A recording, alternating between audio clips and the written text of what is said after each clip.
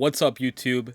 Have you guys ever heard of Pixel Monsters? If that's your first time hearing about Pixel Monsters, then you should check out the video on my friend Mitch's YouTube channel. He currently has 5 videos on the 5 past seasons of this, and we're about to enter our 6th. And now, we've expanded into a draft league. Before I show you my draft picks, there are a couple of basic rules I want to go over. First, every Pokemon was worth anywhere between 1 and 19 points. Second, everyone had 16 points to make 2 or 3 Terra Captains. And finally, only Pokemon worth 10 points or less can Terra, with a few exceptions. Now, let me introduce you to the Shiny Spartans. First, we have Mr. Brightside, the Dragonite. He was my first pick, worth 16 points, and he is the leader of my team. Next up, worth 12 points, is Minecraft the Garganacl. And honestly, I took this guy because I didn't feel like getting salt cured. My third pick was Peter the Galvantula. He's going to be really nice with his compound-ized thunders and setting up sticky webs. He was a great grab for 9 points. Up next is From Zero the Pekarunt. He was worth 14 points, and once I heard about his ability, which confuses Pokemon that he poisoned, it seemed like a no-brainer pick to me. Moving on to my next pick, which was Pierce the Veil, the Bronzong. He is my first Terra Captain with his ability Levitate. It'll be really nice having no weaknesses with an Electric Terra.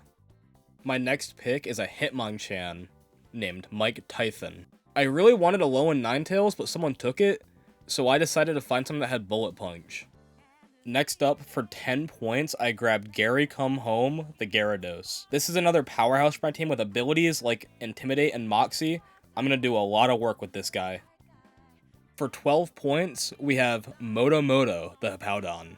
I noticed there were a lot of rain teams, and I wanted something that could easily counter that, so I grabbed this guy so he could set up the Sandstorm whenever he comes in. Plus, the synergy between this, my Garganacl, and my Bronzong will be really nice. Next is a Pokemon that went criminally late, and that is Hayley Williams, the Skeledirge.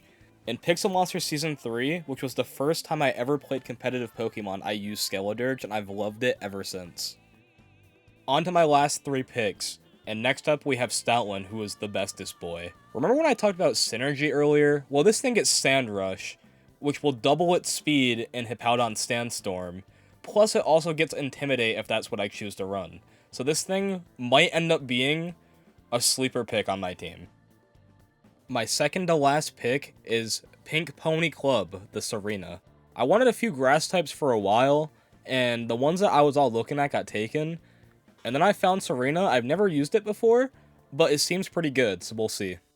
My final pick in my first ever draft league is Full Moon Full Life, the Overqwil. I had 9 points to play with by the time I got to my last pick, and he seemed like the best option for my team.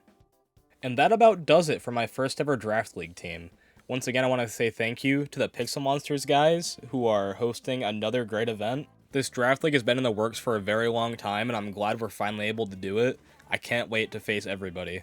For the first time in the history of my channel, I'll be having weekly uploads for at least 9 weeks, including this week. So, if you like what you see, consider liking, or maybe even subscribing.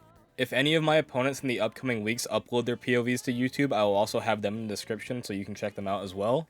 You can also find me on Twitch, Instagram, and maybe TikTok. I don't really know what the hell's happening over there anymore, but it might still be around. Who knows? But yeah, that about does it. Sorry for the long outro. See you next time.